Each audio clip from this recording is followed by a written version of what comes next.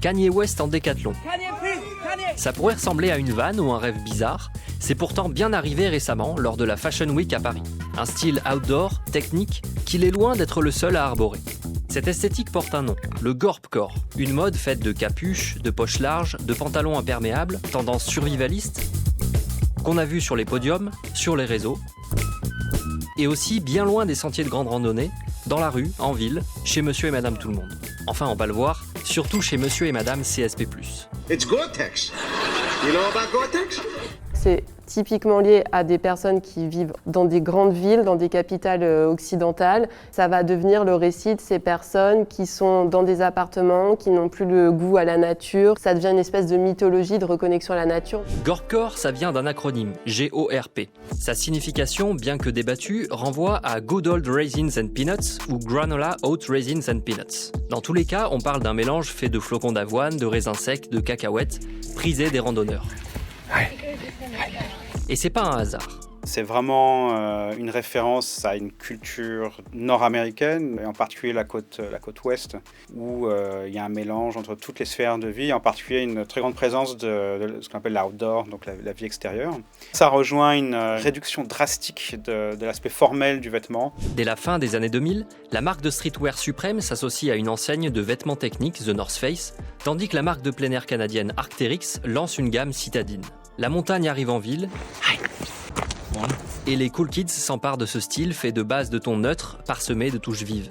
On assiste même bientôt au retour inespéré de la banane, un accessoire très fonctionnel. Les créateurs de mode s'en emparent aussi, avec parfois une préoccupation pour l'idée d'apocalypse, qui est d'ailleurs assez présente dans la culture populaire ces dernières années. Les marques spécialisées, auparavant prisées des amateurs de trekking ou de ski, touchent un public élargi. De quoi en faire un marché juteux qui pourrait croître de 5 à 6,6% par an jusqu'à 2032 selon des prévisions.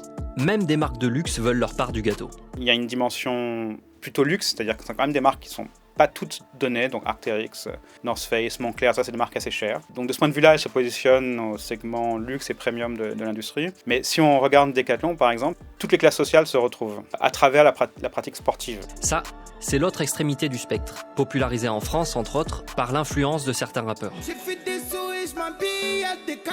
Alors comment expliquer qu'un style autrefois méprisé séduit désormais les faiseurs de mode qui n'ont jamais foulé un GR ? La période post-Covid a généré de soudaines envies de marche en nature, alors que nombre de lieux de distraction restaient encore fermés. La rando et l'escalade sont devenus cool, les déplacements en mobilité douce se sont massifiés. Et c'est aussi une manière de communiquer sur sa propre connaissance des marques, d'entretenir un culte de la fonctionnalité et de la matière. Et donc un élément de distinction sociale. Par exemple, à l'IFM, on a un nid. Il y a beaucoup d'étudiants qui ont des chaussures de randonnée. C'est plutôt des profils qui vont vouloir se distinguer en montrant qu'ils ont une connaissance très précise de marques niches. Achetez moins, achetez mieux. Voilà le mantra du consommateur écolo et à l'aise financièrement, qui préfère des vêtements plus chers mais résistants, vus comme des investissements, pour éviter de recourir à la fast fashion et à des vêtements usés en un hiver ou en quelques lavages.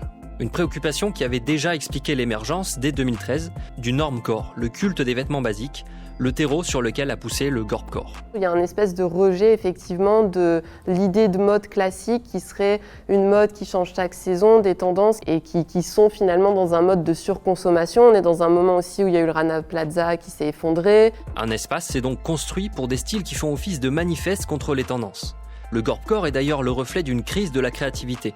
Quand on a tout inventé, il ne reste au créateur qu'à réinterpréter ce qui a déjà été fait, à créer des styles hybrides en combinant plusieurs esthétiques et plusieurs gammes.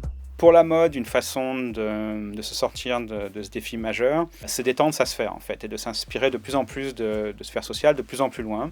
Le State of Fashion, un rapport annuel, prédit pour 2024 encore plus d'échanges réciproques entre marques spécialisées et marques urbaines, floutant la frontière entre fonctionnalité et style.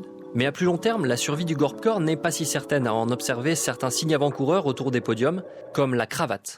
On avait dit en 2019-2018, c'est fini, la cravate est morte, plus personne n'en porte. Il y a vraisemblablement un néo-dandisme qui va émerger, qui va être une réponse, si vous voulez, au normcore, au Gorpcore, à ugly fashion, qui était la mode dominante depuis 10-15 ans.